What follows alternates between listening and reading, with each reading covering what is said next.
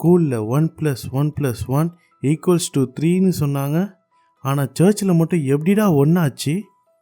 பட்டி, எனக்கு சுத்தமாக புரியலடா. ஒரு சாமி எப்படிடா ஒரே நேரத்தில் 3 பேராக இருக்க முடியும்? குழப்பமாக இருக்குது. சரிடா, இந்த பலூனுக்குள்ளே இருக்கிற காற்று யாருது?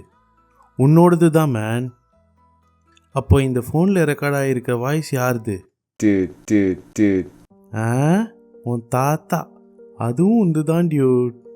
இப்போ உங்ககிட்ட நேரில் பேசிகிட்டு இருக்கிறது யாரு? மை காட், என்னடா சொல்ல வர?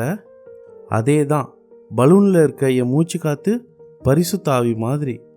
ஃபோனில் இருக்க என் வாய்ஸ் பிதான்னு வச்சுக்கோ. அப்புறம் உங்ககிட்ட நேரில் பேசிகிட்டு இருக்கேன்னா ஏசப்பா மாதிரி நினச்சிக்கோ. 3 விதம், ஆனால் நான் ஒருத்தந்தான்.